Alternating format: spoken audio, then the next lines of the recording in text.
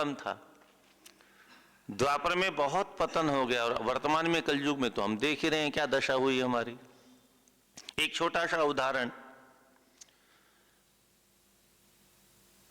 त्रेता युग के एक महापुरुष, तो हम उनको नहीं कहेंगे, मानस का रामायण का एक छोटा सा पात्र कहेंगे, बहुत निम्न स्तर का पात्र। वह पात्र भी द्वापर के महान से महानतम पात्र से श्रेष्ठ है।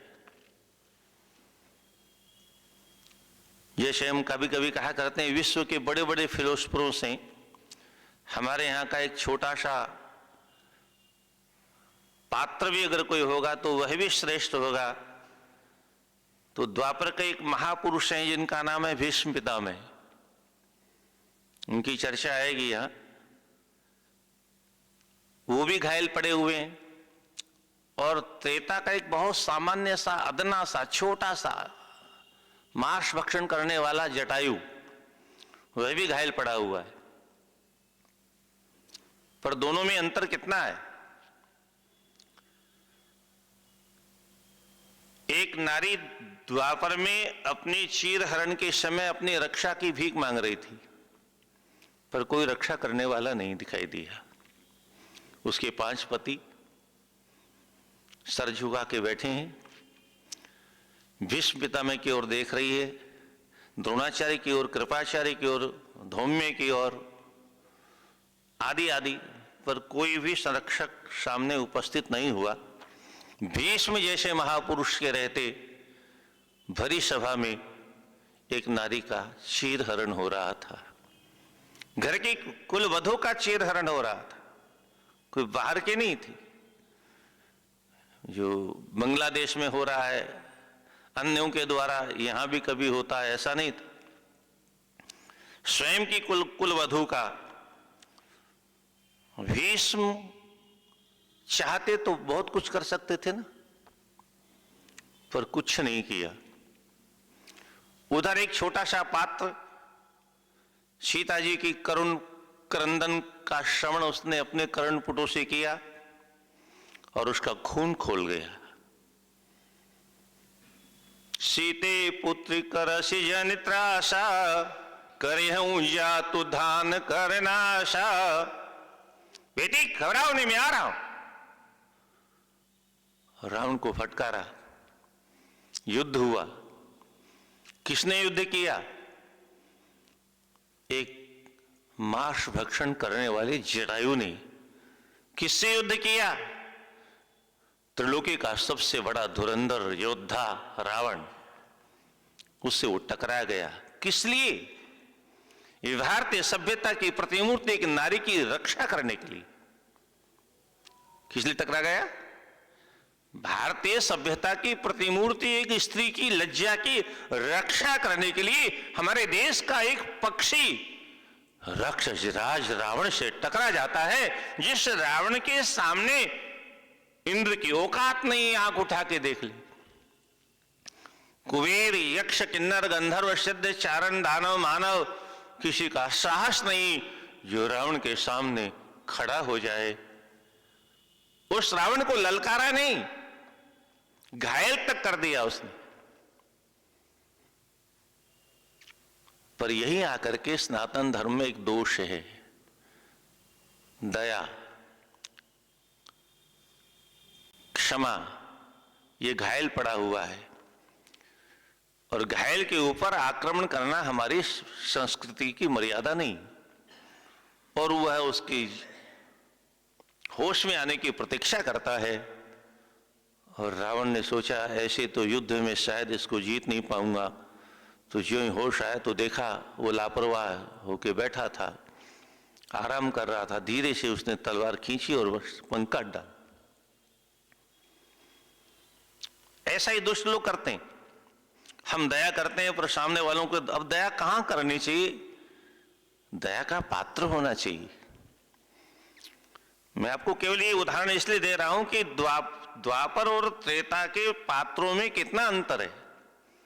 त्रेता का एक छोटा सा पात्र, गिद्ध, अधम, खग, आमिष भोगी। कौन था गिद्ध, अधम, खग? पक्षियों में भी नीच पक्षी,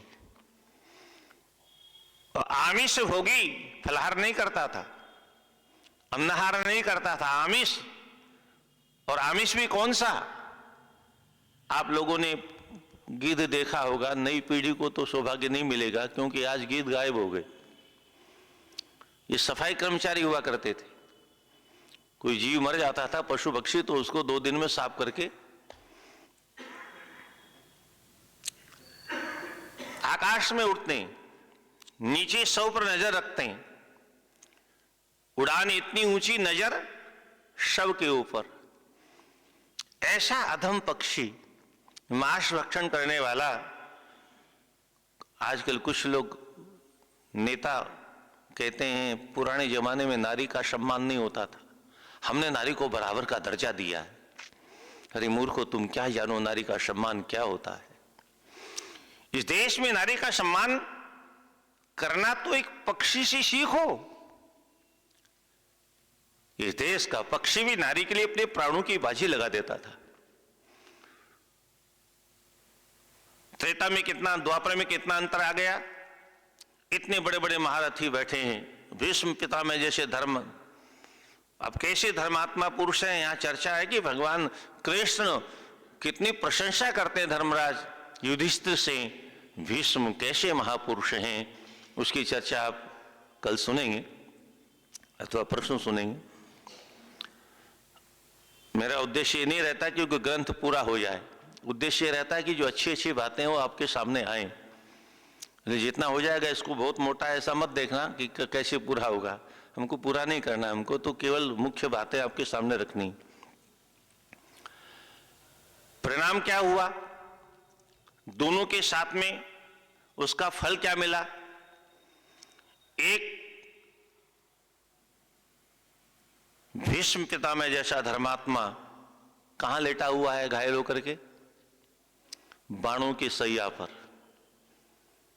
यह दुष्परिणाम क्यों भोगना पड़ा इतने बड़े धर्मात्मा को, जिसने ऊर्ध्व रहता ब्रह्मचर्य का व्रत लिया अपने पिता की विवाह करने के लिए, और सामान्य एकांत में नहीं, जंगल में रहकर के ब्रह्मचर्य का पालन नहीं किया। जंगल में भी ब्रह्मचर्य का पालन करना कठिन है, फिर भी किया जा सकता है क्योंकि निर्जन वन है, संभव है। पर राजमहल में रह करके, राशि ठाट बाट के बीच में रह करके, सैकड़ों अप्सराओं का नृत्य प्रति नृत्य देखते हुए उस महापुरुष ने अखंड ब्रह्मचर्य का जो व्रत लिया उसको कभी डिगने नहीं दिया। पर फल क्या मिला, इतने उत्तम कर्म करने का, बाणों की सैया पर सो रहा है। और दूसरी ओर एक नारी की रक्षा करने के लिए प्राणों की बाजी लगाने वाला भगवान राम की गोद में। कहां है गिरिराज? भगवान राम की गोद में विराजमान है। यह है अंतर, यह है कर्मों का फल। यह है एक छोटी सी ईद के बराबर द्वापर का महापुरुष भी बराबरी नहीं कर सकता। और इसलिए मैं कहता हूं विश्व का बड़े से बड़ा फिलोसफर भी हमारे इन ग्रंथों के छोटे से छोटे पात्र की बराबरी नहीं कर सकता।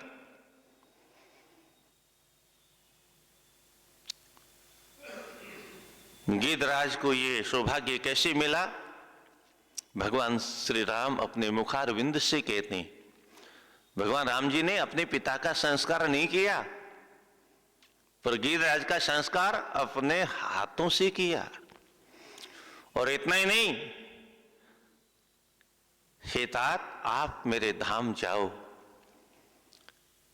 आप मेरे वैकुंठ, मेरे साकेत धाम जाओ और सुनो रावण के मरने की कथा को। आप नहीं कहना, वो स्वयं दशानन जाके कहेगा, कहीं दशानन आए, वो जाकर के सुनाया, आप नहीं सुना, आप तो जाओ। पर ये फल कैसे मिला?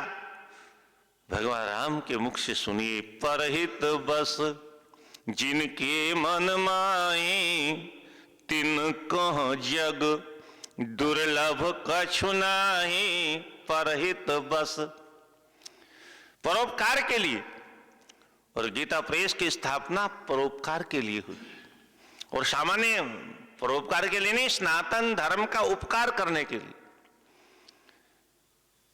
परंतु आप तो यहां निकट में रहने वाले भी कितना लाभ लेते हैं आपको मालूम है। कोई ग्रंथ आपके घर में उपलब्ध होगा तो किसी आले में, दीवाले में अथवा अलमारी में पड़ा सड़ रहा होगा। पढ़ने वाले कितने, और अपने ग्रंथों को हम नहीं पढ़ेंगे तो हमारे धर्म की रक्षा कौन करेगा? अरे दूसरे भाइयों से सीखो। वो बच्चे को पैदा होते ही अब मदरसे में भेजते हैं कि नहीं भेजते? और हमारे घरों की मम्मियां मोबाइल दे देती हैं, ले, इतना अंतर। हालांकि वाल्मीकि रामायण के बराबरी महाभारत का ग्रंथ नहीं करता है, फिर भी महाभारत के विषय में व्यास जी लिखते हैं, धर्मे चार्थे च कामे च मोक्षे च भरतर्षभः यदिहास्ति तदन्यत्र यन्निहास्ति न तत्क्वचित्।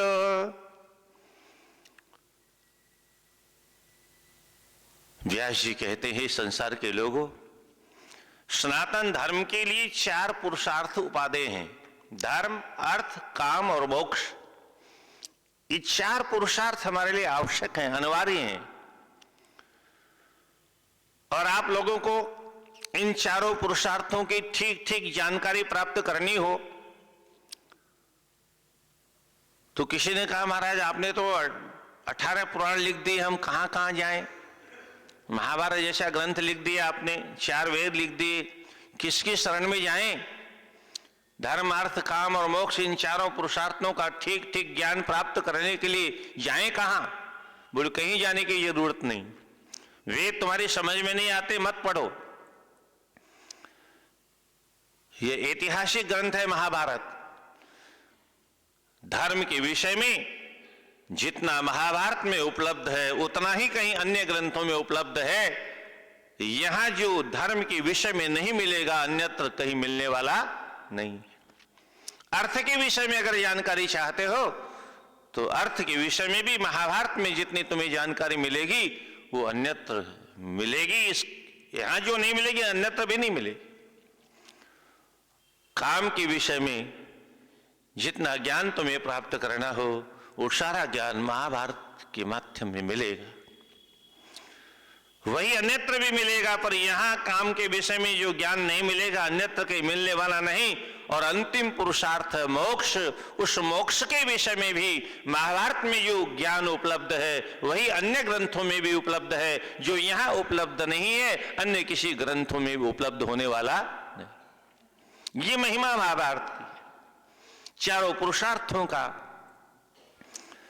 मुख्य रूप से महाभारत का निर्माण व्यास जी ने उन लोगों के लिए किया जिन लोगों को वेद पढ़ने का अधिकार नहीं दिया गया।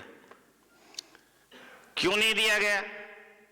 जो शुद्धिकरण में लगे रहते थे, सफाई काम में लगे रहते थे, वो लगभग अशुद्ध अवस्था में रहते थे, अशोच अवस्था में रहते थे, अपवित्र अवस्था में रहते थे। उस अपवित्र अवस्था में वेदों का उच्चारण करना निषेध किया गया। उन लोगों को धर्म का ज्ञान कैसे हो? क्योंकि वेद के बिना तो धर्म का ज्ञान संभव नहीं था। इसलिए वेदों का व्याख्यान महाभारत के रूप में किया। जो वेद नहीं पढ़ सकते वो महाभारत को पढ़ सकते हैं और धर्म, अर्थ, काम और मोक्ष का ज्ञान प्राप्त करके अपने जीवन में धर्माचरण कर सकते हैं।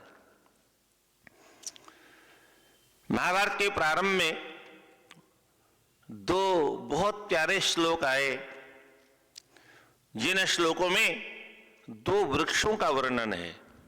गीता में आप लोग पढ़ते हैं ऊर्ध्वमूलम आदि आदि, अधः शाखा अश्वत्थम प्राहुरभ्यम छंदांसि यस्य पर्णानि यस्तम वेद स वेदवित्। इसको, इस वृक्ष को जो जान ले वो वेद को भी जान लेता है। ऐसे ही 2 वृक्षों का वर्णन है। एक वृक्ष है अधर्म का वृक्ष, दूसरा वृक्ष है धर्म का वृक्ष। अधर्म का वृक्ष क्या है?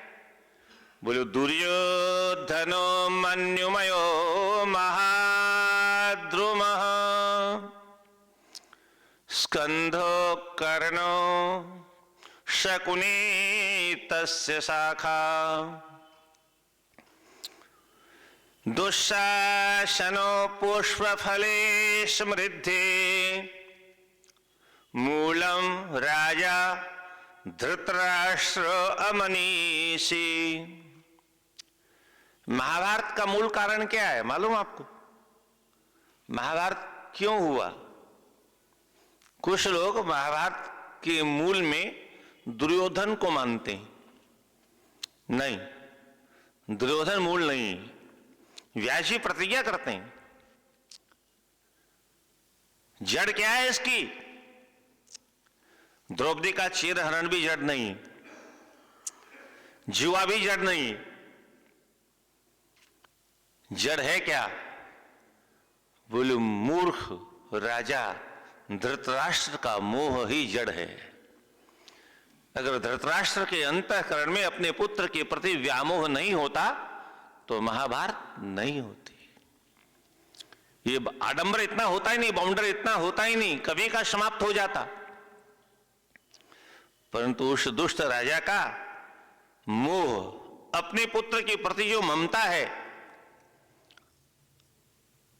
और ये पूरा ग्रंथ हमको शिक्षा देता है, घर में भी अगर महाभारत होने से बचना चाहते हो तो मोह ममता से थोड़ा बच के रहो। गीता का प्रथम श्लोक भी यही संकेत करता है, मामकाः पांडवाश्चैव किम अकुर्वत संजय। मामकाः मेरा और तेरा, यही तो झगड़ा है। ये मेरा, ये तेरा है। और ये भी अगर ईमानदारी से मान लें कि ये मेरा मेरा और तेरा तेरा है तो भी झगड़ा नहीं होगा। पर जब हम ये मान लेते हैं कि मेरा तो मेरा है ही, तेरा वाला भी मेरा ही है, क्या झगड़ा तो यहां से शुरू होता है। मेरा तो मेरा है ही, तेरा वाला भी मेरा है। यहां से महाभारत प्रारंभ होती। धृतराष्ट्र बाहर से अंधे थे, ये भी कोई बुरी बात नहीं। बाहर से कोई व्यक्ति अंधा हो, हमारा शास्त्र कहता चलेगा, पर अगर भीतर का अंधा हो तो नहीं चलेगा। और धृतराष्ट्र के अंदर यही समस्या थी, बाहर से तो अंधा था ही था, हृदय से भी अंधे ही थे वो। आप कहोगे हृदय में कोई आंख होती है क्या? होती है। आपके मानस में लिखा है कि दो आंखें जो हमारी बाहर दिखाई देती है, इसके अलावा दो आंखें और हैं, ज्ञान विराग नयन उर्गारे। काकभुषुंडी गरुड़ जी से कहते हैं, गरुड़ अंतःकरण की दो आंखें अगर हो तो मनुष्य परमात्मा का साक्षात्कार कर सकता है। और उन दो आंखों का नाम है ज्ञान और वैराग्य। ये दोनों आंखें भी जब बंद हो जाती है तब सारे रास्ते बंद हो जाते हैं। बाहर से अंधा हो कोई बुरी बात नहीं, भीतर की आंखें खुली हों। और अधिकतर आपने देखा होगा सूरदास लोगों की बाहर की आंखें तो नहीं होती है, पर भीतर वाली आंखें बहुत काम करती हैं। हमारे देश में इस समय सबसे बड़े विद्वान कौन है? बिना आंखों वाले। क्या भगवान ने आंख नहीं दी, पर चाहे वो इस देश के विद्वान पंडित हो, चाहे साधु महात्मा हो, सब में अगर श्रेष्ठतम विद्वान कोई है तो जगतगुरु चित्रकूट पीठाधीश्वर श्री राम भद्राचार्य जी महाराज। कुछ कमियां सब में होती हैं, मनुष्य पूर्ण कभी नहीं होता। पूर्ण तो एक परमात्मा ही होते हैं। पूर्णमदः पूर्णमिदं पूर्णात् पूर्णमुदच्यते। बाकी सब में कमियां होती हैं, पर विद्वता में उनके बराबर ही कोई नहीं। तो ये क्या है? अंतःकरण की आंखें अगर खुली हैं तो सारे ग्रंथों का अध्ययन कर सकता है, जगत का मार्गदर्शन कर सकता है। पर भीतर वाली आंखें न रहे तो धृतराष्ट्र जो है मूल है। माताएं बैठी हैं, धृतराष्ट्र के आंखें नहीं थी, ये भी कोई बुरी बात नहीं, भीतर वाली भी नहीं थी, यहां तक भी कोई बात नहीं, चलो ठीक है चलेगा। पर एक गड़बड़ी और हो गई। आने वाली जो पत्नी थी उसने पीहर में ही पट्टी बांध ली, राधे राधे। उसने जब सुना कि मेरा होने वाला पति आंखों से अंधा है, उसने पातिव्रत्य धर्म का अर्थ ही गलत निकाला। गांधारी ने पातिव्रत्य धर्म का अर्थ गलत निकाला। और उस देवी ने विचार किया, जब मेरा होने वाला पति अंधा है, भगवान ने उसको आंखें नहीं दी, उसे देखने का अधिकार नहीं है, तो मुझे भी देखने का अधिकार क्या है? और उसने कपड़े फाड़ के पट्टी बांध ली। ये सबसे और अनर्थ हो गया। पातिव्रत्य धर्म के विषय में तो उसको चिंतन ये करना चाहिए था, भगवान ने मेरे पति को आंख नहीं दी, कोई बात नहीं, मुझे तो दी है, मैं अपने पति की आंखें बन जाऊं, मैं अपने पति का मार्गदर्शन करूं। मेरे पति को नहीं दिखाई देता, मैं अपने पति को मार्गदर्शन करके मार्ग दिखाऊं। ये होना चाहिए था। उसने उल्टा अर्थ लिया और परिणाम क्या हुआ? 100 के 100 बर्बाद हो गए। बेटे तो 100 हुए। क्या क्यों हो गया ऐसा? बाप भी आंखों से हीन हो और मां भी अगर आंखों में पट्टी बांध ले तो फिर एक की क्या चले, 100 के 100 चीर हरण करने वाले हो जाएंगे, महाभारत करने वाले हो जाएंगे। और अंत क्या होता है इसका आपको सबको मालूम है। इसलिए इन ग्रंथों का जो तात्पर्य है, जो रहस्य है, जो भाव है, जो उद्देश्य है, जो इनका निर्देश है, संदेश है, उपदेश है, उसको बहुत गंभीरता से पढ़ना चाहिए, समझना चाहिए। अन्यथा इन ग्रंथों को हम पढ़ करके भी अनपढ़ ही रह जाएंगे। तो व्यासी लिखते हैं, दुर्योधनो मन्युमयो महाद्रुमः। दुर्योधन नाम का एक क्रोध रूपी महान वृक्ष है। मन्युमणि क्रोध रूप वाला एक वृक्ष है। उस वृक्ष की जो मोटी शाखा होती है, मेन शाखा, वो क्या है? बोले कर्ण है। बोले अन्य शाखाएं, छोटी छोटी शाखाएं, डालियां क्या है?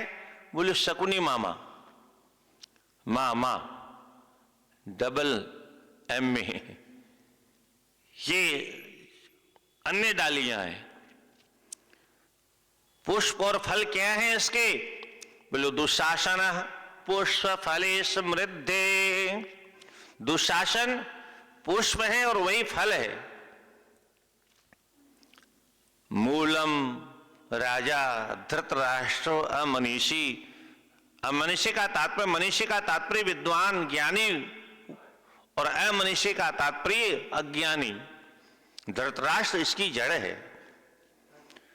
हमारे घर में, हमारे परिवार में ऐसा कोई वृक्ष नहीं हो, आगे कोई पैदा न हो, ऐसा हमें प्रयास करना चाहिए।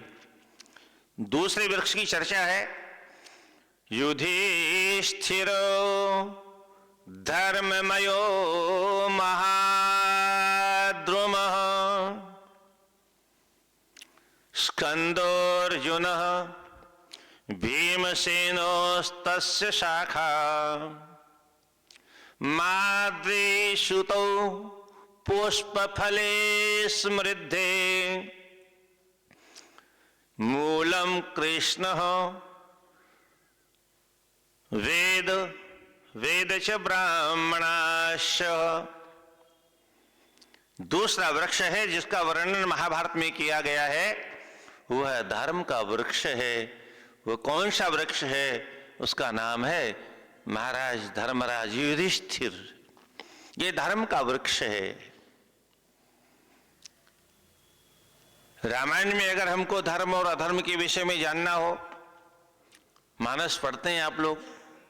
अब तो बहुत कम पढ़ने वाले रह गए, फिर भी जितना पढ़े हैं आप लोग, केवल पढ़ लेते हैं हम। बस यही गड़बड़ हो जाता, पढ़ लिया, पाठ कर लिया और रख दिया। मानस में अगर धर्म का ज्ञान करना हो तो कहां जाएंगे? भगवान राम के पास में। भगवान राम ने जो किया वो धर्म है।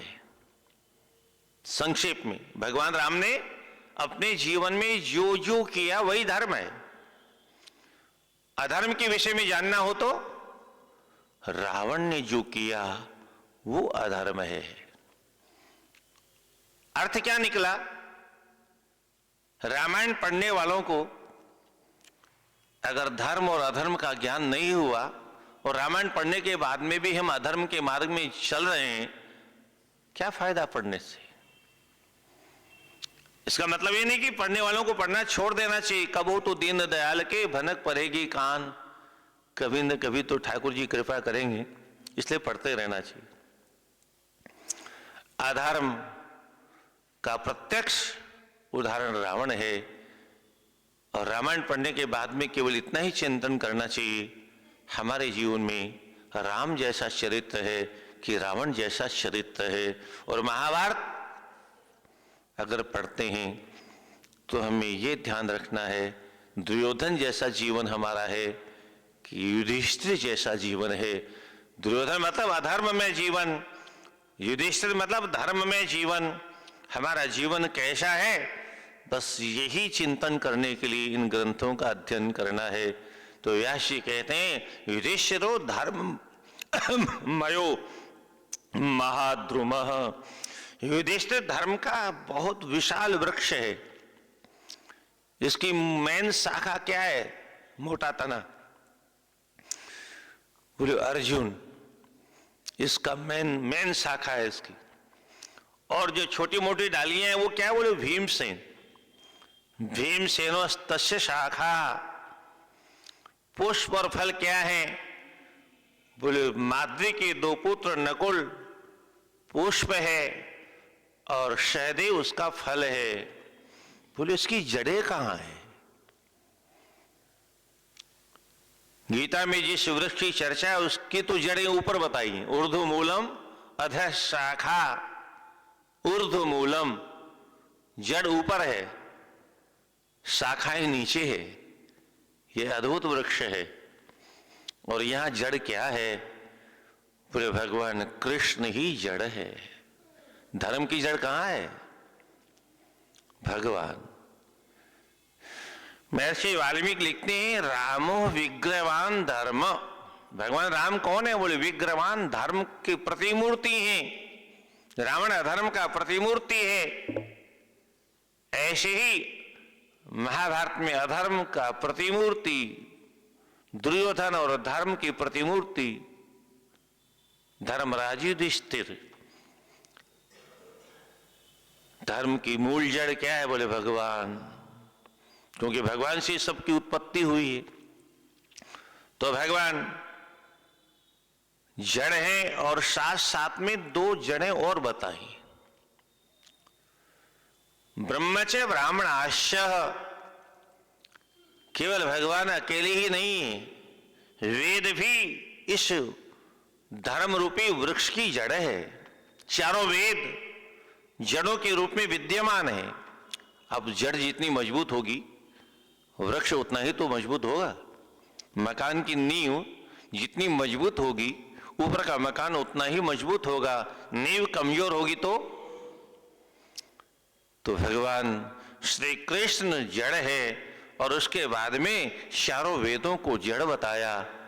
और इसके बाद वेदों का संरक्षण करने वाले जो ब्राह्मण हैं वह भी धर्म की जड़ें हैं। और आज ये सारी जड़ें जीर्ण शीर्ण हो गई। कहीं तो बहुत इतनी जीर्ण शीर्ण हो गई, कहीं कुछ दिखता ही नहीं। विवाह हुआ बिना किसी मंत्र के है, क्योंकि पहले तो 4 घंटे पी करके नाचते रहे, फिर 6 घंटे फोटो खिंचवाते रहे, फिर अब देखा 4 बजे को बोले पंडित जी जल्दी जल्दी, पंडित जी जल्दी करो जल्दी। पंडित जी को क्या मतलब, तुम्हारा कल तलाक हो जाए, उनको दक्षिणा से मतलब है? तो फिर बिना मंत्र के पंडित जी फेरा करवा देते हैं। उसका परिणाम क्या होता है? घर घर में हो रहा है आजकल। बिना विधि के आप कुछ भी करेंगे उसका परिणाम बुरा होगा। बिना विधि के कोई काम संभव ही नहीं है। बिना विधि के रसोई भी, 2 रोटी भी नहीं बन सकती। बिना विधि के साग भी नहीं बन सकता। बिना विधि के कोई doctor, collector, barrister, prime minister नहीं बन सकता। सबकी अपनी विधि है। विधि का पालन करना आवश्यक है और विधि ही हमारा वेद हमें बताता है। उन विधि का पालन हम नहीं करते हैं तो आज कोई भी कार्यक्रम सफल नहीं होता है। इसलिए आज विद्वानों की कमी होती जा रही है, क्योंकि विद्वान अपनी भाषा में बात करेगा, वो चुटकुला नहीं सुनाएगा, वो गाजा गाजा बाजा नाच कूद नहीं करेगा। और आज के श्रोताओं को ये पसंद नहीं है। क्या अब आज के श्रोताओं का दोष भी नहीं है। अब एक तो शुद्ध दूध हो और उसकी रबड़ी बना दी जाए और उसमें भी काजू किशमिश आदि डाल दिए जाए तो कितनी गरिष्ठ हो जाएगी वो, तो किस किस को पचेगी। राधे राधे। तो शुद्ध शास्त्रों की जो चर्चा है आज के श्रोताओं के कान में वो ठीक से कुछ समझ में आती नहीं। पर यथार्थ ये है कि आप शास्त्रों की चर्चा अगर विधि से सुनेंगे तो आपके जीवन में कहीं न कहीं काम आएगी। और इसलिए घबराने की आवश्यकता नहीं है। बहुत शांति से आप महाभारत के इस धर्म और अधर्म के वृक्ष के विषय में श्रवण करें। तो आइए भूमिका बनाने के बाद में हम मंगलाचरण प्रारंभ करते हैं। नारायणं नमस्कृत्य नरं चैव नरोत्तमं देवीं सरस्वतीं व्यासं ततो जयमुदीरयेत। जय मानी महाभारत का नाम ही जय नाम का ग्रंथ है। जयम उदीरयेत, जय नाम के ग्रंथ का वाचन करना चाहिए। कब करना चाहिए? बोलो सबसे पहले भगवान नारायण जो धर्म की जड़ हैं। ये नारायण कौन है? कीर्तन तो आप लोग भी करते हैं। श्रीमन नारायण नारायण नारायण श्रीमन नारायण, भजमन नारायण नारायण नारायण, भजमन नारायण नारायण, श्रीमन नारायण नारायण नारायण, श्रीमन नारायण नारायण। पर ये नारायण है कौन? इसका चिंतन नहीं किया कभी आपने। आप लोगों को तो ज्यादा करना चाहिए। हरिवंश पुराण में के महात्म में एक बहुत प्यारा श्लोक आया है। आपो नारायति प्रोक्ता आपो वी नरसूनवः। सबसे पहले परमात्मा ने जल की सृष्टि की। किसकी सृष्टि की? जल की। प्रलय के जल में वो परमात्मा बहुत हजारों वर्षों तक शयन करते रहे। आपो नारा इति प्रोक्ता। आप मानी जल, आपो मानी नार, संस्कृत में नार कहते हैं। और नार एव अयनम यस्य नारायणः। जल में नार में शयन करने के कारण भगवान का नाम नारायण पड़ गया। नार मानी जल, जल में अयन मानी निवास स्थान बना के रहने के कारण भगवान का नाम, अथवा नर, नर मानी मनुष्य, हम आप क्या है? नर हैं। नर एव अयनम यस्य नारायणः। नर माने मनुष्य है, अयन जिसका, निवास स्थान जिसका। अब कितने आश्चर्य की बात है। प्रत्येक नर के अंतःकरण में परमात्मा भगवान नारायण विराजमान है, पर हमको आज तक पता ही नहीं कहां है। क्या मंदिरों में खोजते खोजते हमारी पीढ़ियां चली गईं, तीर्थों में खोजते खोजते हमारी पीढ़ियां चली गईं। और शास्त्र कहता है, आप गीता में पढ़ते हो, ईश्वरः सर्वभूतानां हृद्देशे अर्जुन तिष्ठति। कहां है भगवान? अर्जुन ने जो भगवान से पूछा कहां रहते हो, बोले कहीं नहीं रहता हूं, मैं तो सब तुम्हारे जैसे मनुष्यों के हृदय में रहता हूं। ईश्वरः सर्वभूतानां, यहां सर्वभूत का तात्पर्य गाय भैंस भेड़ बकरी सारी सृष्टि पंचभूतों से बनी है और पंचभूतों में मेरा ही निवास है। ईश्वरः सर्वभूतानां हृद्देशे अर्जुन तिष्ठति। क्या करते हैं भगवान? भगवान कहते हैं भ्राम्यन् सर्वभूतानां यंत्र रूढ़ानि माया। सारे जगत की मशीनों को वो भगवान ही चलाते हैं। भ्राम्यन्, भ्रमण करवाते हैं, चलाते हैं। हमारी गाड़ी कौन चलाता है? हमारा घर कौन चलाता है? हमको भ्रम है कि हम चलाते हैं। अरे हमारे शरीर को तो वो चला रहा है। कब तक चलाएगा? जब तक उसका संकल्प है तब तक चलाएगा। जब उसका संकल्प पूरा हो गया उसी दिन राम नाम बोलना नहीं। आप लोग, बहुत खतरनाक शब्द है, डर लगता है। ईश्वर सर्वभूतानां हृद्देशे अर्जुन तिष्ठति। भ्राम्यन् सर्वभूतानां, ये यंत्र है, पंखा यंत्र है, मरकरी यंत्र है। बिजली का जो या प्रकाश हो रहा है ये मरकरी के अंदर नहीं है। इसका ट्रांसफार्मर और ट्रांसफार्मर के बाद में बिजली घर से संबंध है। इसका बटन बिजली घर से दबता तब चलता है। तो हम जो हमारी जो मशीनें चलती हैं इसका ट्रांसफार्मर, इसका बिजली घर परमात्मा है।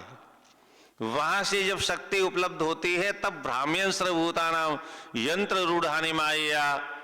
जैसे संपूर्ण यंत्रों को बिजली के द्वारा चलाया जाता है, ऐसे इस परमात्मा अपनी माया की शक्ति के द्वारा जगत के प्रत्येक प्राणी को, प्रत्येक भूत जगत को संचालित करता है। तो ये परमात्मा सब जगह विद्यमान है।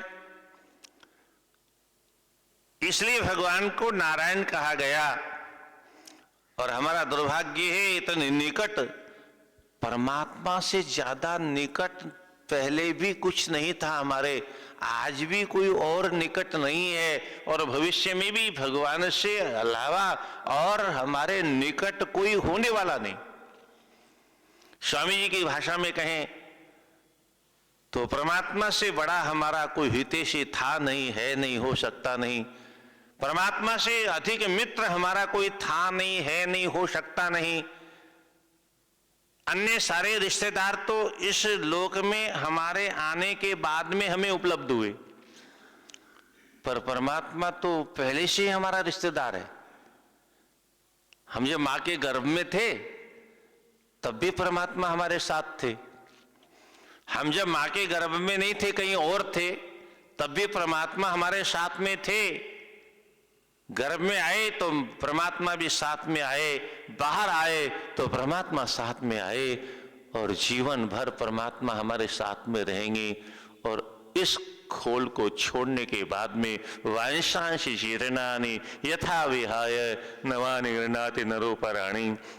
अन्य किसी कपड़े को धारण कर लेंगे, अन्य किसी खोल को धारण कर लेंगे, तो जीवात्मा के भीतर परमात्मा वहां प्रवेश होकर के फिर उसका संचालन करेंगे। यानी परमात्मा कभी हमारा साथ छोड़ते नहीं। फिर भी हम खोज रहे हैं, जन्म जन्मांतरों से खोज रहे हैं, युग युगांतरों से खोज रहे हैं, कल्प कल्पांतरों से खोज रहे हैं। क्यों खोज रहे हैं? क्योंकि इन ग्रंथों को ठीक ठीक हम पढ़ते नहीं, कोई ठीक से हमें सुनाता नहीं, इसलिए परमात्मा की व्यापकता को हम ठीक से सुनने के बाद में भी समझ नहीं पाते हैं। तो नारायणम नमस्कृत्य, उन भगवान नारायण को जो प्रत्येक जीवात्माओं के भीतर विद्यमान है और जिनके बिना पत्ता भी नहीं हिलता। हम कुछ करते हैं तो किसके दम पर? अरे छोड़ो, हम हैं किसके दम पर? आप हैं किसके दम पर?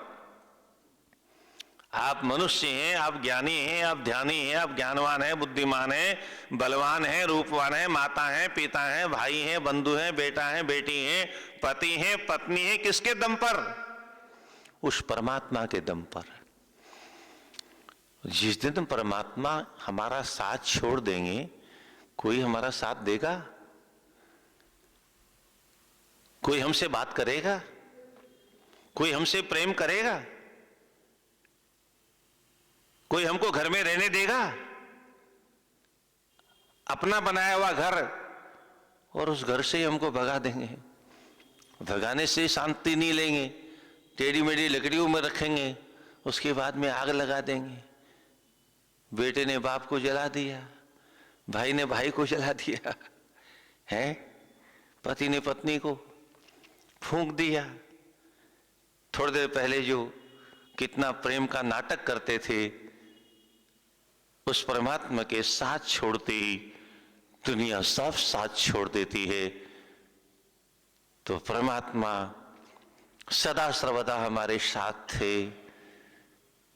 इसलिए हे नाथ मैं आपका था, हे नाथ मैं आपका हूं, हे नाथ मैं आपका रहूंगा, हे नाथ आप मेरे थे, हे नाथ आप मेरे हैं, और हे नाथ आप ही मेरे रहेंगे। आपके अलावा मैं किसी का था नहीं, आपके अलावा मैं किसी का हूं नहीं, आपके अलावा मैं किसी का हो सकता नहीं।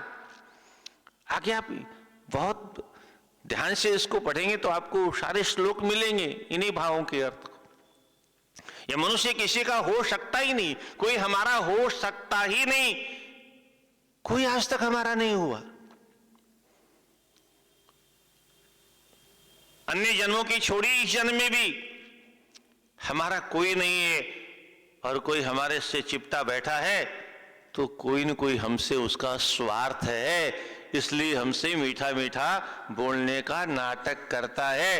ये संसार में प्रत्येक व्यक्ति, ये संसार परमात्मा का एक रंगमंच है, और प्रत्येक व्यक्ति यहाँ नाटक करने के लिए आया है।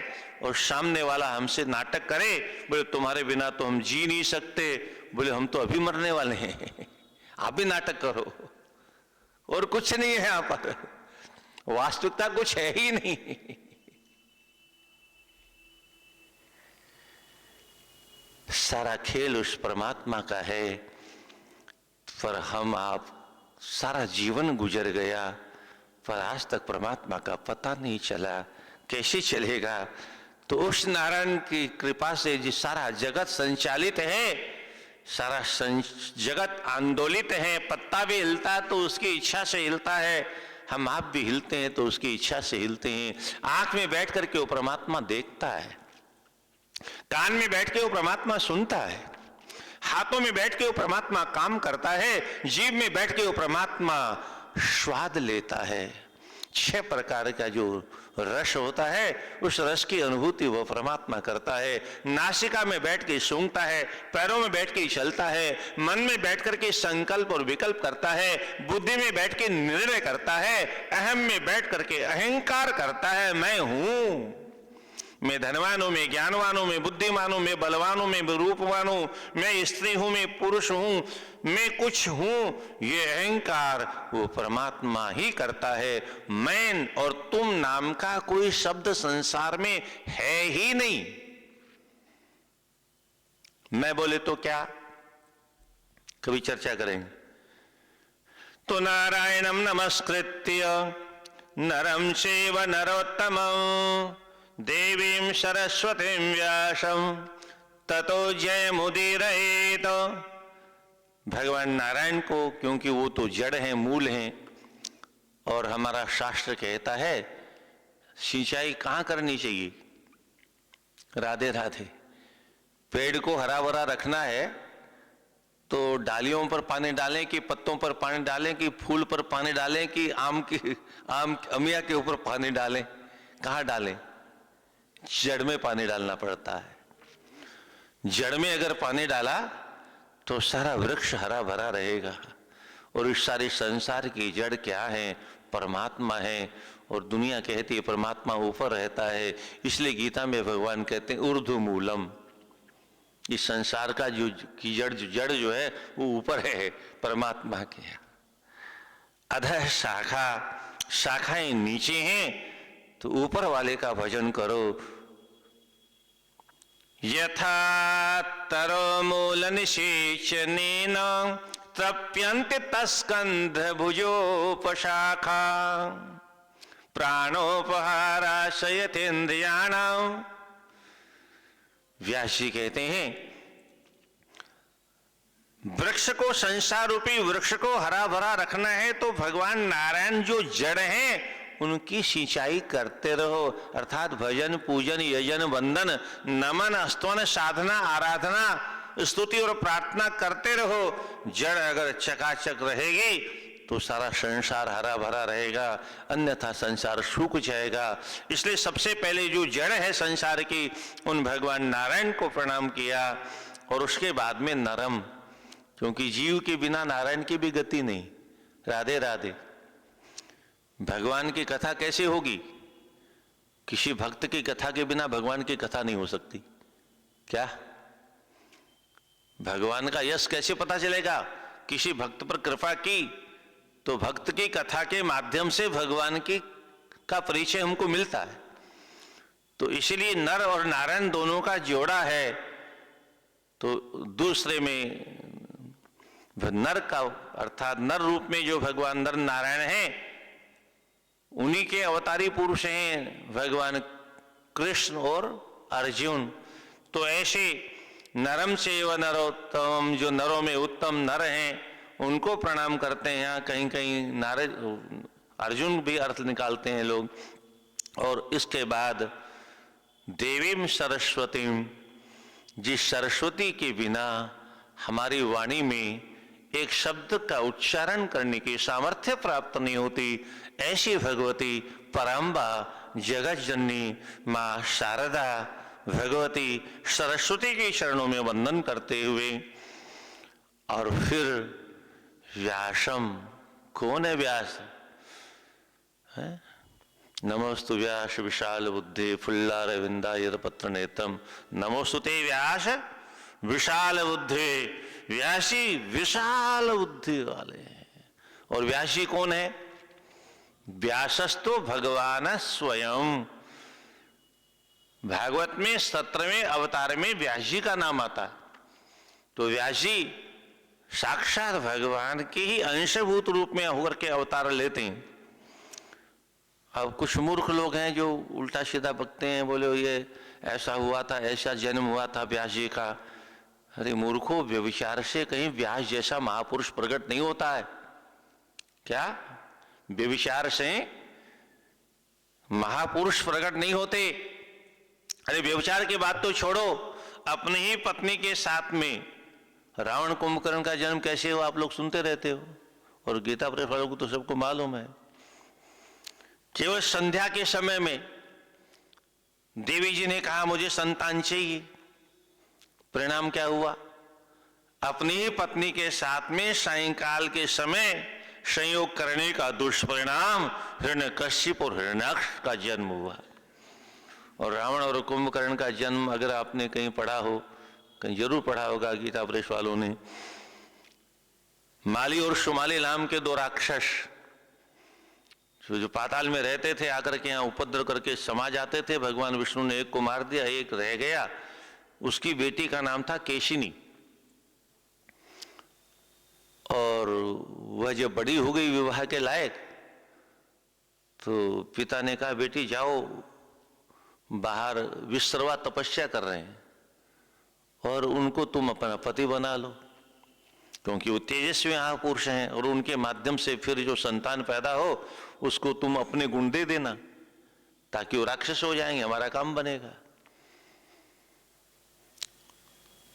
इसलिए विश्वश्रवा जैसे महापुरुष के राक्षस हो गए मां के कुसंग के कारण।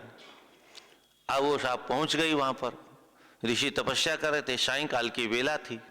और सायंकाल की वेला में जो ही ऋषि समाधि से उठे तो देखा सामने कोई देवी खड़ी है। पूछा देवी आप कौन? बोले भगवान मैं आपसे विवाह कर, आपसे संतान प्राप्त करने की कामना से आई हूं। ऋषि ने कहा अरे देवी तुमने ये क्या कह दिया? सायंकाल में इतना शब्द कहने का दुष्परिणाम रावण जैसा कुंभकर्ण जैसे राक्षसों का जन्म हो गया। सायंकाल में संतान की कामना करने का दुष्परिणाम। प्रातःकाल और सायंकाल ये भजन की वेला है। हमारे महापुरुष तो कहते हैं प्रातःकाल ब्राह्म मुहूर्त में सनक, सनंदन, सनातन और सनत कुमार ये चारों भाई भ्रमण के लिए निकलते हैं। सायंकाल को भगवान भोलेनाथ निकलते हैं भ्रमण करने के लिए। प्रातःकाल चारों भाई जब निकलते हैं तो एक ही ध्वनि उनके मुखारविंद से निकलती है, वर्धताम अभिवर्धताम, वर्धताम अभिवर्धताम, वर्धताम अभिवर्धताम। बढ़े और बढ़े, बढ़े और बढ़े। क्या बोलो? सोने वाले की नींद बढ़े। क्या? विषय भोग करने वालों के विषय भोगने की इच्छा और बढ़े, कामुकों का काम बढ़े, लोभियों का लोभ बढ़े।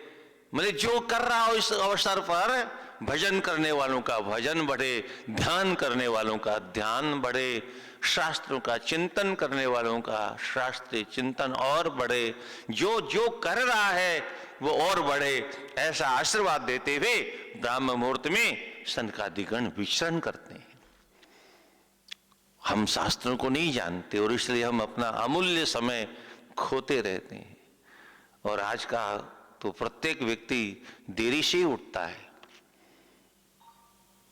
यही शायद गोरखपुर में कोई कलकत्ते की बंका धर्मशाला में एक बार कथा थी, तो कोई कलकत्ते से मैया आई थी। बोले महाराज मैं तो 3 बजे सोती हूँ। क्या करती हो मैया? बोले टीवी देखती रहती हूँ। उस जमाने में ये मोबाइल बड़े वाले नहीं थे। आप बताओ उठते कब? बोलो 10 बजे उठते हैं। तो आजकल यही होता है, बच्चे मोबाइल देखते रहते हैं 12 बजे 2 बजे तक, फिर देरी से उठते हैं। ये जो आधुनिक जितने संसाधन आए सब ने हमारा जीवन बर्बाद कर दिया। वो टीवी हो चाहे मोबाइल हो, पर ऐसा जीवन हो गया इसके बिना तो ये हमारा प्राण हो गया। मोबाइल में तो हर आदमी के प्राण बसते हैं। पहले वो शीशी में वो जिन्न रहता है, जिन्न के प्राण तोते में रहते हैं। हम लोगों ने पढ़ा है। ऐसे आजकल का प्रत्येक मनुष्य जिन्न है और उसके प्राण मोबाइल में बैठे। मोबाइल खो जाए तो ऐसा लगता है प्राण चले गए। इतना प्रेम तो किसी से नहीं किया हमने। क्या? जितना प्रेम आज हमने इस मोबाइल से किया, इतना प्रेम किसी से किया नहीं आज तक। इससे आधा प्रेम भी अगर हमने परमात्मा से किया होता तो शायद परमात्मा की प्राप्ति बहुत सरलता से हो जाती, ज्ञान की प्राप्ति बहुत सरलता से हो जाती थी, योग की प्राप्ति बहुत सरलता से हो जाती, पर नहीं किया। तो व्यासम नमोस्तुते व्यास विशाल बुद्धि फुल्लारविंदायत पत्र नेत्रम।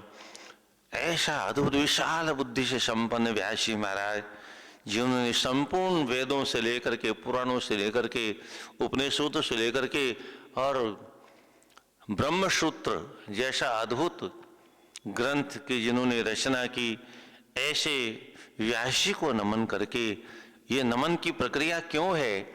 मंगलाचरण की प्रक्रिया क्यों है? क्योंकि जिन महापुरुषों के द्वारा हमें कुछ उपलब्ध होता है उनको भूलना नहीं चाहिए। जो उनको भूल जाता है वो कृतघ्न होता है। और आगे एक श्लोक आएगा, ब्राह्मण की हत्या का भी पश्चाताप और किया जा सकता है, उसका भी पुरुषन किया जा सकता है, उससे भी मुक्ति हो सकती है, गो हत्यारे का भी निस्तरण हो सकता है। पर कृतघ्न व्यक्ति का पाप किसी भी पुण्य से नष्ट नहीं होता है। कृतघ्न का तात्पर्य होता है कृत, किसी ने हमारे साथ में भला किया और हम उसको भुला दें, उसका नाम है कृतघ्न। हन हिंसाम धातु से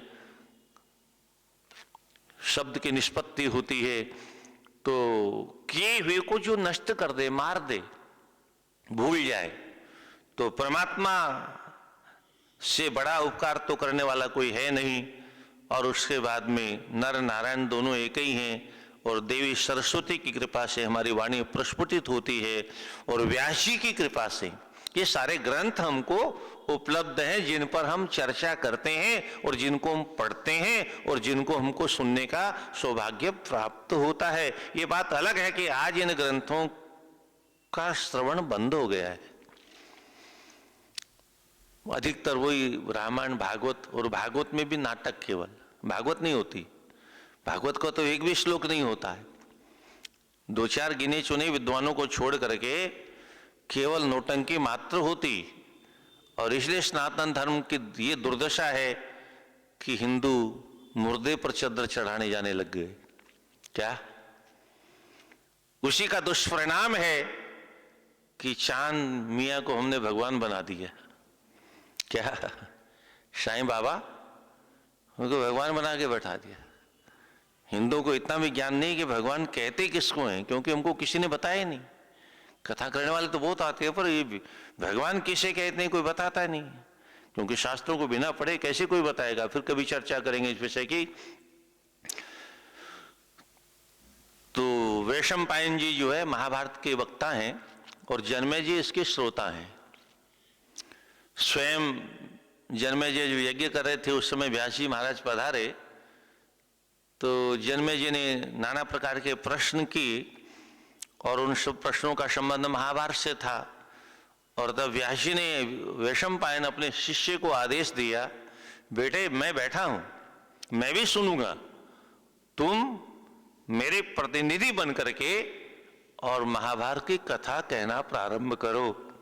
तो महाभारत के प्रारंभ में संकेत है, महाभारत की कथा कितने महीने होनी चाहिए? 4 महीने। राधे राधे। महाभारत की कथा 1 महीने की महाभारत की कथा तो हमारे मुलुक पीठ वाले महाराज जी ने की। आप में से कुछ लोगों ने सुनी भी होगी, और नहीं सुनी हो तो उसको अवश्य सुनना चाहिए। बहुत अद्भुत कथा हुई। मैं समझता हूँ सुखदेव जी और परीक्षित के बाद में अगर कोई अच्छी कथा हुई हो तो 1 महीने की राजेंद्र दास महाराज ने कथा की थी सीकर के पास में। एक खंडेलाल ब्राह्मण थे, उन्होंने नथमल जी ने करवाई थी, और मैं समझता हूँ कम से कम 4-5 करोड़ रुपए लगाया महापुरुष ने। बहुत अद्भुत कथा है। 1 महीने तक संस्कार चैनल पर वो कथा आई थी। नहीं आपको मालूम हुआ तो आपके यूट्यूब में रखी होगी, कभी उससे सुनना। हालांकि भागते भागते की उन्होंने, क्योंकि 1 महीने में कुछ होता नहीं। तो 4 महीने में चौमासे में 4 महीने जो चौमासे के होते हैं उन 4 महीने में महाभारत की कथा करनी चाहिए। अब यहाँ पर एक प्रश्न उठता है, कुछ लोग कहते हैं महाभारत महाराज हम तो सुनते हैं कि महाभारत की कथा करने से घर में महाभारत हो जाएगी। हमने तो सुना महाराज महाभारत की कथा सुनेंगे तो घर में महाभारत हो जाएगी। मैं आपसे जानना चाहता हूँ, विश्व में कई जगह युद्ध हो रहा है और सालों से हो रहा है ना, वहां कोई महाभारत पढ़ने वाला तो नहीं है ना? क्या पर हो रहा है, मिसाइल पर मिसाइल चल रही है। कुछ वर्षों पहले इराक और ईरान में 10 वर्ष युद्ध चला लगातार, 10 वर्ष तक युद्ध चला। वहां भी कोई महाभारत पढ़ने वाला नहीं था। सज्जनों, महाभारत पढ़ने से युद्ध नहीं होता है। हाँ, महाभारत नहीं रहने से युद्ध अवश्य होता है। महाभारत क्यों हुई, युद्ध क्यों हुआ, ये तो महाभारत पढ़ने से पता चलेगा, और तब हम उन कारणों को किनारे करेंगे। जैसे मूल बातें हैं, युद्ध क्यों हुआ? बोले जुआ नहीं खेला जाता, धृतराष्ट्र अपने पुत्र के प्रति अंधभक्त नहीं होते, अथवा द्रौपदी का चीरहरण नहीं किया जाता, तो महाभारत नहीं होता। तो इनसे हम बचेंगे, इनसे बचेंगे तो युद्ध नहीं होगा। अब प्रश्न ये उठता है कि ये किंवदंती चली कहां से? महाभारत घर में नहीं रखना चाहिए, महाभारत नहीं पढ़ना चाहिए, ये चर्चा चली कहां से? ये चर्चा चली अंग्रेजों से। अंग्रेजों ने जब यहां आकर के देश पर कब्जा किया तो उन्होंने सबसे पहले कुछ लोगों ने संस्कृत पढ़ना प्रारंभ किया। काफी विद्वान हुए, मैक्स मुलर जैसे। उन्होंने महाभारत को जब पढ़ा तो उनको लगा ये कि महाभारत जैसा ग्रंथ अगर यहाँ के लोग पढ़ते रहेंगे तो ये तो हमारे चंगुल में ज्यादा देर तक रहेंगे ही नहीं, निकल जाएंगे किसी न किसी दिन। क्योंकि यहां तो सभी प्रकार की नीतियों का दिग्दर्शन किया गया है। राजनीति का कोई भी ऐसा पेतरा नहीं है जो महाभारत में उपलब्ध न हो। सभी प्रकार की नीतियों का वर्णन, सभी प्रकार के धर्मों का वर्णन, सभी प्रकार के कर्म ज्ञान और भक्ति, सभी प्रकार के का विशेष रूप से वर्णन किया गया। तो यहाँ के लोगों को हम बहुत समय तक गुलाम नहीं रख पाएंगे। तो उन्होंने एक अपवाद फैला दिया, महाभारत नहीं पढ़ना, महाभारत पढ़ोगे तो तुम्हारे घर में महाभारत हो जाएगी। और उन्होंने हल्ला फैलाया, हमने मान लिया। महाभारत घर में रखने से महाभारत होती तो सबसे ज्यादा महाभारत तो गीता प्रेस में होनी चाहिए थी, क्योंकि यही छपती है पुस्तक। क्या यहाँ तो भंडार का भंडार ट्रक के ट्रक रखे रहते हैं। यहाँ वो तो रोज डिशम होना चाहिए था। ये कैसे मूर्ख लोग हैं, जहां ग्रंथ छपता है वहां महाभारत नहीं होती, जहां रखा जाएगा वहां महाभारत हो जाएगी। तो यहाँ तो हजारों की तादाद में ग्रंथ रखे रहते हैं। तो ऐसा ये जो अपवाद फैलाया गया, ये हमको महाभारत से वंचित करने के लिए, धर्म अर्थ काम और मोक्ष के सिद्धांतों से हमको वंचित करने के लिए हमें क्या करना चाहिए, क्या नहीं करना चाहिए, राजधर्म क्या होता है, प्रजा का धर्म क्या होता है, स्त्री का धर्म क्या होता है, पुरुष का धर्म क्या होता है। कोई ऐसा धर्म है ही नहीं जिसकी चर्चा यहाँ न हुई हो। ये तो आप जब सुनेंगे 7 दिन में तो क्रमशः आपको पता चलेगा कि महाभारत में क्या है। पढ़ने से भी उतना ज्ञान नहीं होता जितना सुनने से होता, क्योंकि हमको तो इतनी फुर्सत नहीं है कि हम इसमें दिमाग लगाएंगे, और हम लोग यही काम करते रहते हैं। इसलिए गुरुजनों के माध्यम से सुनने से ग्रंथों का जो रस है, रहस्य है, तात्पर्य है, उद्देश्य है, उसका ठीक ठीक ज्ञान होता है। तो वैशंपायन जी महाराज कहते हैं, कृतोदकास्ते सुहृदाम सर्वेषां पांडुनंदनाः विदुरो धृतराष्ट्रस्य सर्वाश्च भरतस्त्रियः। महाभारत का युद्ध पूर्ण हो गया, क्योंकि ये तो जो शांति पर्व महाभारत का है, ये तो पंचम खंड है। इसके पहले 4 खंड महाभारत के जो आप देख रहे हैं, ऐसे ही 4 खंड पहले निकल चुकी, और एक अंतिम खंड इसका है जो अनुशासन पर्व के रूप में विद्यमान है। और इसका एक खिल भाग और है जिसको हरिवंश पुराण कहते हैं।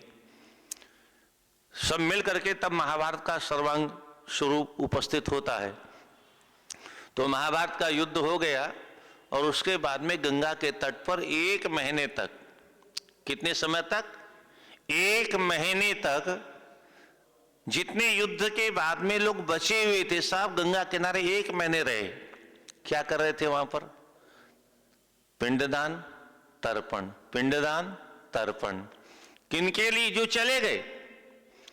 अब 1-2 तो गए नहीं थे कि 2-4 मिनट में निबट जाए, 1-2 दिन में निबट जाए।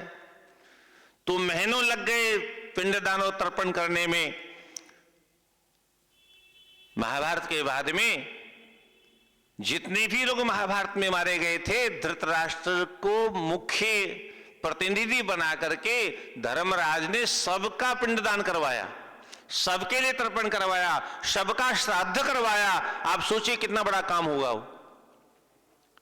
आज तो अपने परिवार के लिए कोई श्राद्ध करने को तैयार नहीं है, अपने परिवार के लिए 10 दिन बैठने को तैयार नहीं। कहीं से सुन लिया, बोले 3 दिन में हो जाता है। तो बोले पंडित जी 3 दिन में कर दो। और पंडित जी की बुद्धि खराब हो जाती है। पंडित जी भी कहते हैं जजमान चला जाएगा हाथ से अगर मना कर दिया तो। बोले हाँ जजमान हो जाएगा 3 दिन में। महाभारत को आप पढ़ोगे तो 10 दिन पहले किसी के यहां पानी पीना निषेध है। सूतक अवस्था में पीने वाला किस नरक में जाता है, इन ग्रंथों को पढ़िए तब पता चलेगा आपको। तो जो 3 दिन की जो आर्य समाजी परंपरा है, इसका पालन नहीं करना चाहिए। और मैं तो कहता हूं जिस पुत्र के पास में अपने माता पिता के लिए 12 दिन भी अवकाश का समय नहीं है, ऐसे लोगों को तो जीने का अधिकार नहीं, चुल्लू पर पानी में डूब के मर जाना चाहिए है? जिसकी संपत्ति हमने ली, मकान दुकान जमीन जायदाद हमने ली, उनके लिए हमारे पास 10 दिन का समय नहीं बैठने का। आपने इन ग्रंथों को, आप तो गीता प्रेस के उत्तम श्रेष्ठ श्रोता हैं, हमारे यहां तो 3-3 पीढ़ियां केवल अपने पूर्वजों का उद्धार करने के लिए सारा समय तपस्या में लगा देती थी। 3-3 पीढ़ियां खप गई। सगर के पुत्र मारे गए, 3 पीढ़ियों ने तपस्या की गंगा जी को लाने के लिए। हमारे पास 10 दिन का समय नहीं है। ये इतना बड़ा कलयुग क्यों आ गया? क्योंकि आज हम धर्म ग्रंथों को पढ़ते नहीं, इसलिए बिना विधि के आप, अरे मत करो ना 3 दिन, कौन कहता है आप 3 दिन में करो, वो भी बंद कर दो, पर करो तो विधि से करो। क्योंकि वाल्मीकि जी लिखते, विधिहीनस्य यज्ञस्य सद्यः कर्ता विनश्यति। बिना विधि के कोई भी कार्य करता है व्यक्ति तो करने वाले का शीघ्र विनाश हो जाता है। तो 1 महीने तक शेष अवशिष्ट जो माताएं थी वह भी वहां तर्पण करती थीं, और जितने पुरुष बचे थे वो भी वहां विद्यमान थे। वहीं पर धृतराष्ट्र भी विद्यमान थे, विदुर जी भी विद्यमान थे, सर्वाश्च भरत स्त्रिय, भरत वंश की संपूर्ण माताएं वहीं विद्यमान थी। तत्र तेषु महात्मानो न्यवसन् पाण्डुनन्दनाः शोचम निवर्तिष्यन्तो मासमात्रं बहिः पुरात्। अब हमारे पास तो 10 दिन नहीं है, 1 महीने से वहीं पड़े हुए हैं सब गंगा किनारे। तो सभी के सब महापुरुष जो है निवास करते थे। 1 महीना व्यतीत हो गया और वहीं तर्पण करते हुए अति जगमो महात्मानः सिद्धा ब्रह्मर्षिमात् सत्तमाः। सारे के सारे भूमंडल के जितने ऋषि थे, महर्षि थे, अमलात्मा बिमलात्मा सिद्ध महापुरुष थे, सब के सब यहाँ पर आकर के उपस्थित हुए। उसमें व्यास जी भी थे, नारद जी भी थे, देवल देवस्थान महर्षि कण्व, उनके शिष्य, अन्य बड़े बड़े वेदों के विद्वान ब्राह्मण, बड़े बड़े कृत प्रतिज्ञा द्विजातयः गृहस्था स्नातका संतो ददृशु कुरुषोत्तमः। बड़े बड़े गृहस्थ विद्वान, बड़े बड़े स्नातक, बटुक ब्रह्मचारी वहां पर उपस्थित हुए, सबका दर्शन किया, सबका सम्मान किया, सबको उचित आसन प्रदान किया। सब आसन पर बैठ गए, नारद जी भी आसन पर बैठ गए। तो नारद त्वद्ब्रवीत काले धर्मपुत्रम युधिष्ठिरं संभाष्य मुनिभिः सार्धं कृष्णद्वैपायनादिभिः। नारद जी ने धर्मपुत्र युधिष्ठिर से कहा, हे युधिष्ठिर, भवता बाहुवीर्येण, आपने अपनी भुजाओं के बल के द्वारा और भगवान कृष्ण की कृपा प्रसाद के द्वारा जय अवनी कृष्ण धर्मेण युधिष्ठिर, तुमने संपूर्ण भूमंडल को विजय प्राप्त करके अपने अधीन कर लिया है। धर्म पूर्वक तुम अब शासन करो। और जब शासन की बात आई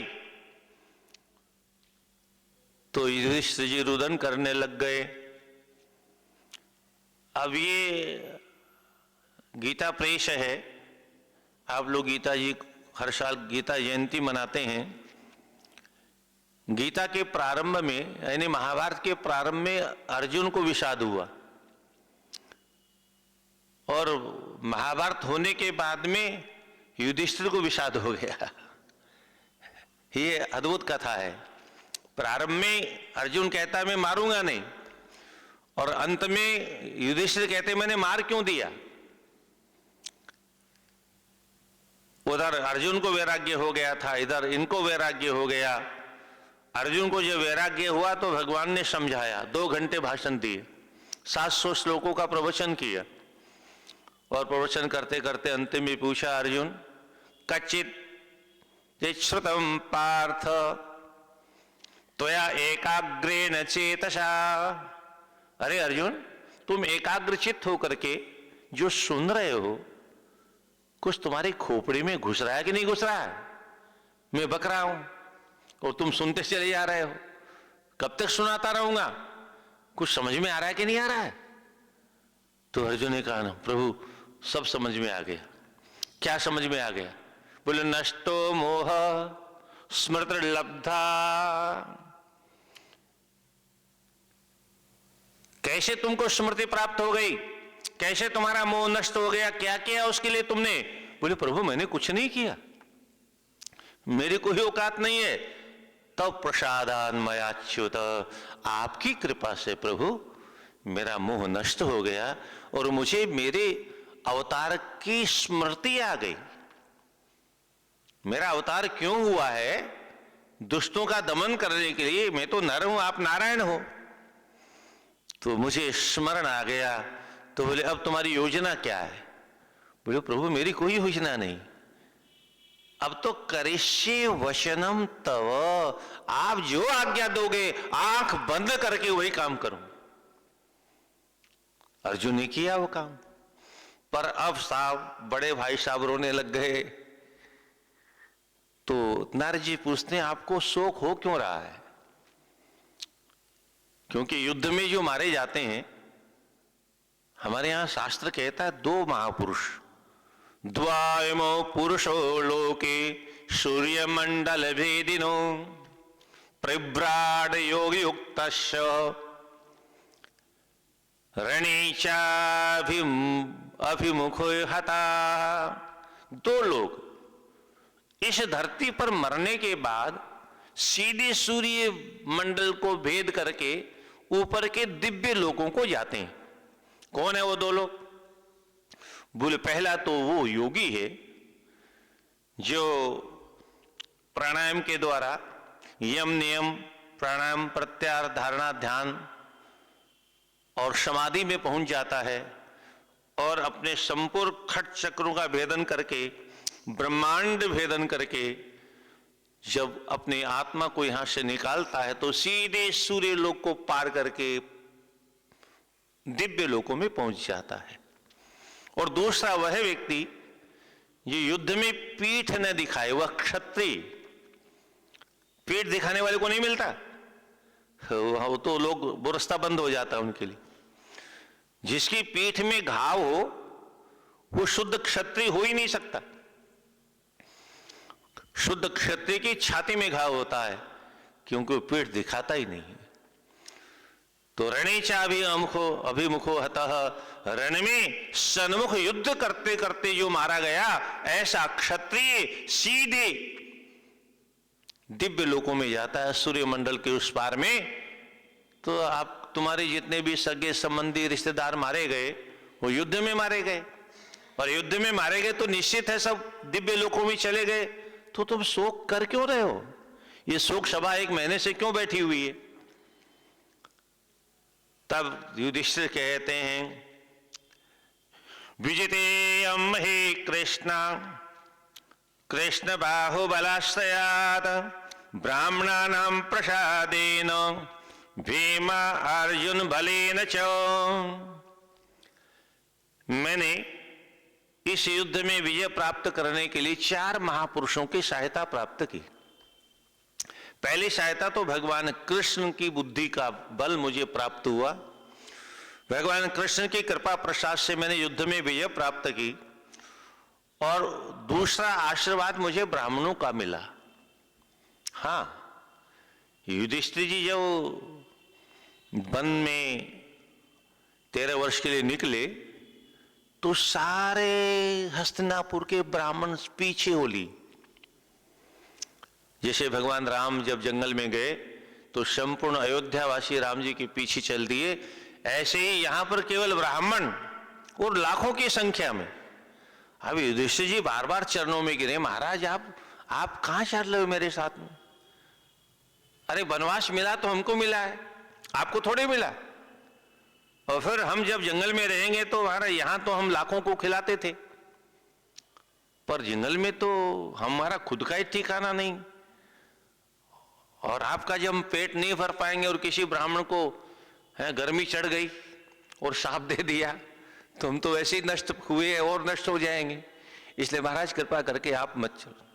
ब्राह्मणों ने कहा, युधिष्ठिर तुम जैसे रहोगे हम वैसे रह लेंगे, हमारे खाने पीने की चिंता बिल्कुल मत करो। तुम पीछा छोड़ा ही नहीं सबने। उसके बाद में द्रौपदी ने तपस्या करके सूर्य भगवान से पटलोई प्राप्त की और समस्या का समाधान हुआ। तो युधिष्ठिर कहते हैं, ब्राह्मणों का मुझे पर्याप्त आशीर्वाद मिला और उनकी कृपा से मैंने युद्ध में विजय प्राप्त की। और फिर तीसरा बल बताया भीमसेन के भुजाओं के बल पर, और चौथा बताया अर्जुन की भुजाओं के बल पर मुझे ये विजय से प्राप्त हुई। पर मैं क्या बताऊं, मैंने ये सारा पाप लोभ बस किया। किसका लोभ? खुर्सी का लोभ। आज तो खुर्सी के लिए पता नहीं क्या क्या करते हैं लोग। पर युधिष्ठिर खुर्सी के लिए सब कुछ करने के बाद में बहुत दुखी होते हैं। इदम महद दुखम वर्तते हृदय नित्यदा कृत्वा ज्ञाति क्षयमिमं महांतम लोभकारिता। मैंने महान लोभ के वश में अपने सारे रिश्तेदारों को, परिवार के सारे सदस्यों को, यहां तक कि गुरुजनों को भी नहीं छोड़ा। जिनकी गोद में खेला, जिनकी गोद में बड़ा हुआ, जिनकी अंगुली पकड़ के चलना सीखा, जिन गुरुजनों से मैंने अस्त्र शस्त्र सीखे, उन सब को मैंने मरवा दिया। सौभद्रम द्रौपदेयाश्च घातित्वा सुतान प्रियान जयो अयम अजयाकारो भगवन प्रतिभाति में। मैंने सुभद्रा के पुत्र अभिमन्यु को युद्ध में मरवा दिया। मैंने द्रौपदी के 5 बेटों को भी युद्ध में बलि वेदी पर चढ़ा दिया। और अभिमन्यु की मृत्यु को मैं भूल नहीं सकता।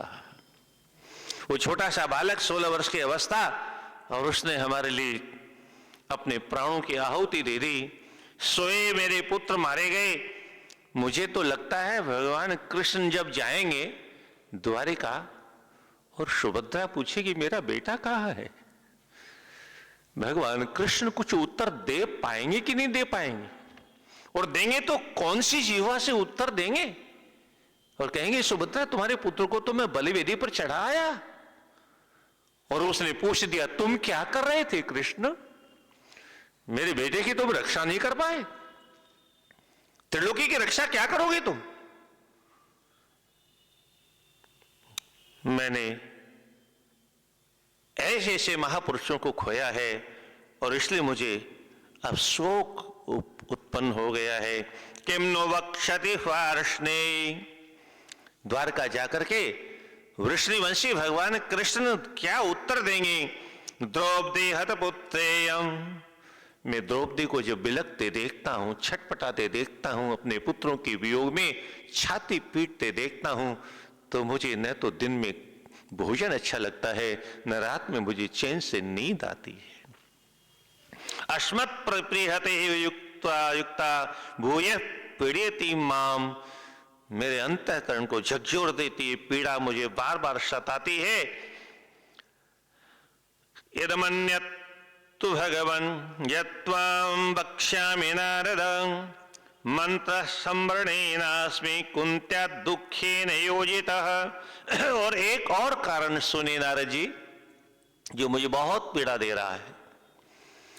अभी भी थोड़ी देर पहले मैं जब तर्पण करने जा रहा था तो मेरी मां मेरे पास आई और आकर के कहा युधिष्ठिर कर्ण के लिए तर्पण करो।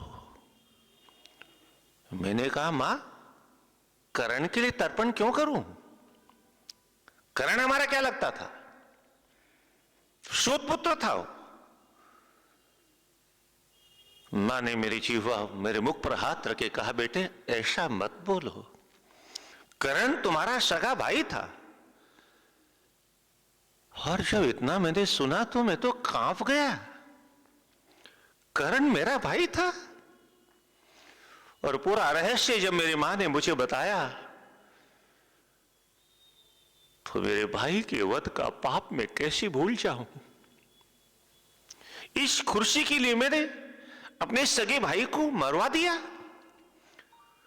और बेचारा अर्जुन, क्या मालूम उसे, अगर शायद मालूम होता तो अर्जुन अपने भाई पर कभी बाण चला नहीं सकता था,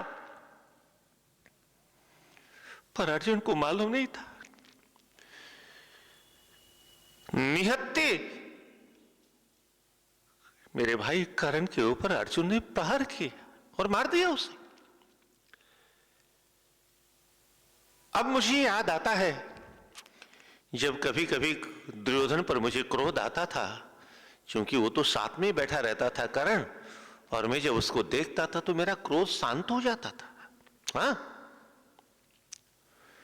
कभी कभी उसके चरणों पर मेरी दृष्टि जाती थी तो चरणों को देख करके मेरा मन करता था दौड़ करके इन चरणों को चूम लूं, इन चरणों में अपना मस्तिष्क रख दो। मुझे ऐसा लगता था मेरी मां कुंती के चरण और कर्ण के चरणों में कोई अंतर नहीं था, दोनों एक जैसे थे।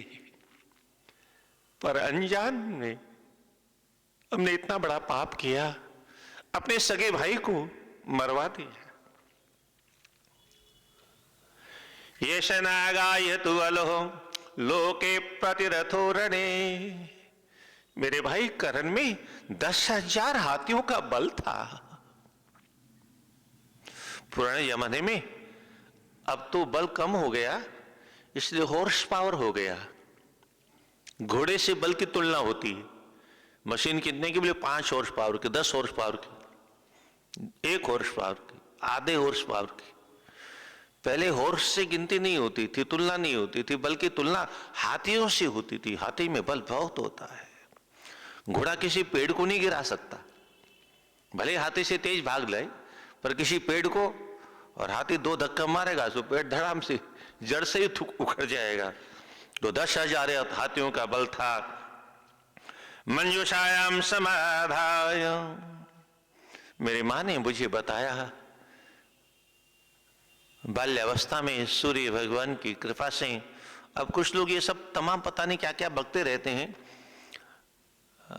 कुंती को दोषारोपित करते हैं। सज्जनों, एक सहस्त्र कवच नाम का राक्षस था। कर्ण के पूर्व जन्म का वृत्तांत सुनाता हूं आपको। सहस्त्र कवच, 1000 कवच सूर्य भगवान की आराधना करके उसने प्राप्त किए थे। कवच पर कवच कवर। अब आप कल्पना करो 1000 कवच कितने बड़े रहे होंगे। वो दिव्य कवच थे, इसलिए चौड़ाई नहीं दिखाई देती थी।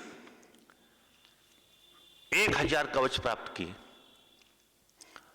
और वरदान क्या मांगा? पहले तो मांगा कि मैं अमर हो जाऊं, तो भगवान ने कहा अमर तो संभव नहीं है। तो उसने अपनी बुद्धि लगाई, बोले फिर ऐसा करो, मुझसे जो युद्ध करने आए वो 1000 वर्ष तक मुझसे लड़े,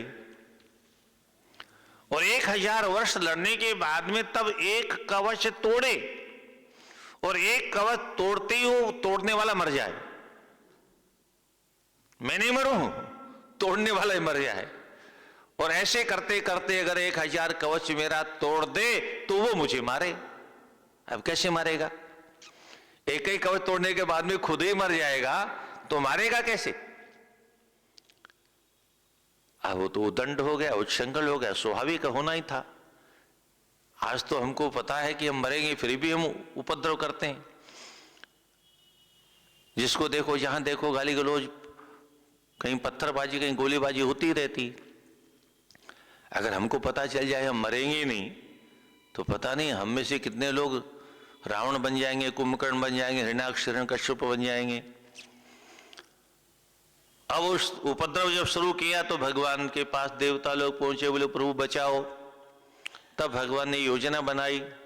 तब धर्म के यहाँ मूर्ति के माध्यम से भगवान ने नर और नारायण के रूप में 2 भाइयों के रूप में अवतार लिया। और उसके बाद में एक भाई को भगवान ने, छोटे भाई से कहा तुम तपस्या करो और मैं युद्ध करता हूं। और देखो 1000 वर्ष जब पूरा हो जाएगा तो मरना तो मुझे है नहीं, पर नाटक तो करना ही पड़ेगा ना। तो मैं मर जाऊंगा और तुम समाधि से उठ करके मुझे जीवित कर लेना, और फिर युद्ध तुम शुरू करना, मैं समाधि में बैठूंगा। मैं तपस्या करके तेज का संग्रह करूंगा, शक्ति का संग्रह करूंगा, और 1000 वर्ष बाद तुम जब मरने का नाटक करना तो मैं तुम्हें जीवित कर लूंगा। फिर इस क्रम से बारी बारी करते करते और सहस्त्र कवच के 9,999 कवच तोड़ दी। 999 कवच तोड़ डाले, एक बच गया। उसने कहा अब क्या होगा, एक का ही बचा है, एक का ही। बोले अब तो बच नहीं सकता मैं। जिन लोगों ने 999 तोड़ दिए वो एक क्या मायने रखता है। तो सीधे पट्टा उठा और सर भगवान सूर्य में प्रवेश कर गया। अब भगवान ने अवतार ले लिया। अब उसके मरने का नंबर था। ये सब कड़ियां जोड़नी पड़ेगी आपको। महाभारत कोई भी ग्रंथ पढ़ेंगे बिना कड़ियों के जोड़े, और ये सब देवी क्रम है, ये देव द्वारा निर्मित उपक्रम है। इसलिए बाल्यावस्था में दुर्वासा जी को मालूम था कि कुंती को संतान नहीं होगी, बस। अच्छा क्या हुआ, इसलिए वो बचपन में मंत्र दे गए और उनके मंत्रों के प्रयोग से ये कार्यक्रम हुआ। और एक जो बच गया था वो सूर्य भगवान ने आकर के कुंती में आधान किया, और वो कवच कुंडल जो शेष रह गया था उसके साथ में उसका जन्म हुआ। और इस बार नंबर नर का था, इसलिए अर्जुन के द्वारा उसका कल्याण करवाया। तो ये पश्चाताप चल रहा है, और ये तो लंबा पश्चाताप है, चलता रहेगा। हमारे पास थोड़ा समय कम है, आपके पास भी समय कम है, अब माताओं के पास तो और ज़्यादा कम है। जाके रोटी वोटी बनानी होगी, तो कल से माताओं घर में एडजस्ट कर लेना, रोटी जल्दी बना करके आना। वो रोटी रखी है और आप आके हाँ वो मत करना, प्रसाद पा लेना शांति से। आपको फुर्सत नहीं, आपके बदले हम कथा सुन के आएंगे और आपको थोड़ी कथा सुना देंगे बाद में। तो अस्तु। बोले वृंदावन बिहारी लाल की। श्रीमन नारायण नारायण नारायण भजमन नारायण नारायण लक्ष्मी नारायण नारायण नारायण लक्ष्मी नारायण। आप लोग आसपास के लोगों को भी सूचना देंगे, अधिक से अधिक लोग आनंद लीजिए। बोले वृंदावन बिहारी लाल की जय। जय श्री राधे श्याम।